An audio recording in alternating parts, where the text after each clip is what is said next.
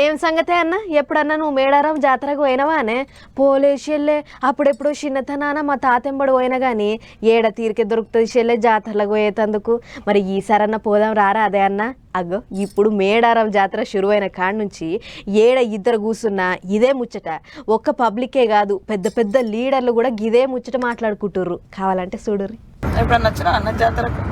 చాలాసార్లు వచ్చినా, అంటే చిన్నప్పటి పెద్ద జ్ఞాపకం ఎక్కువ లేదు కానీ ఎంపీ అయినాక తెలంగాణ ఏర్పాటు కావాలని మొక్కి 2013లో అప్పుడు అనేక సార్లు వచ్చినా ఒక మాట యాదుకున్నది. 2014లో తెలంగాణ బిల్ ఫిబ్రవరి 13 రోజు పార్లమెంట్ ఇంట్రడ్యూస్ అయ్యే రోజే సేమ్ డే వనం నుంచి దేవతలు కిందికి మన గద్దెల కాడికి వచ్చారు అనేది లెక్క కరెక్టేనా? అది నువ్వెప్పుడన్నా వచ్చినావా అనే అన్న? మేడారం తల్లుల్ని దర్శనం చేసుకున్నావా, దండం పెట్టుకున్నావా అని మంత్రి సీతక్క అంటే వచ్చినాక చాలా మాటలు వచ్చిన 2014లో గద్దెల మీదకే తల్లుల్ని తీసుకుపోతున్నారు. ఇటు ఎమ్మట్లనే తెలంగాణ ఇల్లు పెట్టిదక్క. మేడారం సమ్మక్క సారలమ్మ తల్లుల దీవెనలతోనే తెలంగాణ రాష్ట్రం వచ్చిందక్క అన్నట్టే చెప్పుకొచ్చిండు మంత్రి పొన్నం ప్రభాకర్ సారు.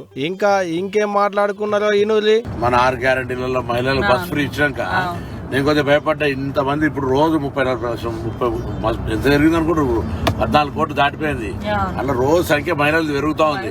అయితే ఈ సమ్మక్క సారక్క చేస్తే బస్సులు మేనేజ్మెంట్ అయిద్దా కదా భయపడి మీటింగ్ రోజు కూడా ఏం చెప్పినా దేవాలయం కార్యక్రమాలు నిర్వహించేది ఒకరైతే వచ్చేపోయేటోళ్ళకి జనానికి సంబంధించి ఒకరైతే బస్సుల నిర్వాహకులు ఒక స్పెషల్ ఆఫీసర్లు పెట్టి క్రౌడ్ మేనేజ్మెంట్ చేయకపోతే ఇబ్బంది అవుతుంది. రేపు ఒక టైర్ కి ఏమైనా అయింది అనుకో బస్ అయిపోయింది మొత్తం ఎంత కిలోమీటర్ ట్రాఫిక్ అవుతుంది. అందుకే మధ్యలో ట్రైన్లు పెట్టడమో ఇటువంటి వ్యవహారం చేయకపోతే నడుతుంది. ముందుగా ఫ్రీ బస్సులు అనగానే నడిపియలేస్తామా లేదా అని భయం అయింది, కానీ మాట ఇచ్చినాం కాబట్టి నడిపియాలే కదా అక్క, అందుకనే నడిపిస్తున్నాం. అంతేకాదు తల్లుల కాడికి వచ్చేటి భక్తులకు కూడా అన్ని తీల సౌలతులు చేస్తున్నాం అని మంత్రి పొన్నం సార్ అనగానే ఇక అన్న మాటలు విన్నాక సీతక్కేమన్నదో ఇనూరి. మంచి పని చేసారు మీరైతే. ఫస్ట్ మీ శాఖ నుంచి మహిళలకు బస్ ఫ్రీయే కాకుండా ఇప్పుడు జాతరకు కూడా నాకు డౌట్ ఉండే అసలు మరి ఇస్తారా ఇయ్యరా ఎందుకంటే క్రౌడ్ ఎక్కువ ఉంటుంది, మేనేజ్ చేయడం కూడా కష్టమే. బస్సులు కూడా మనకు సరేరా అంత గతంలో చూస్తే ఆ బస్సులను పట్టించుకునేది లేదు, రిపేర్లు లేవు, అన్ని ఆగమాగా ఉన్నాయి. ఆగనాట అక్కకు కూడా ముందుగాల అట్టనే అనిపించిందట. మేడారం జాతరకు పోయేటి ఆడవాళ్లకు బస్సులలో పీలీ టికెట్ ఇస్తారా ఇయ్యరా అని అక్కకు కూడా గుడుకు అన్నట్టే ఉండేనట. కానీ ఆఖరికి ఇచ్చినందుకు సంబరంగానే ఉన్నది అన్నట్టే చెప్పుకొచ్చింది మంత్రి సీతక్క.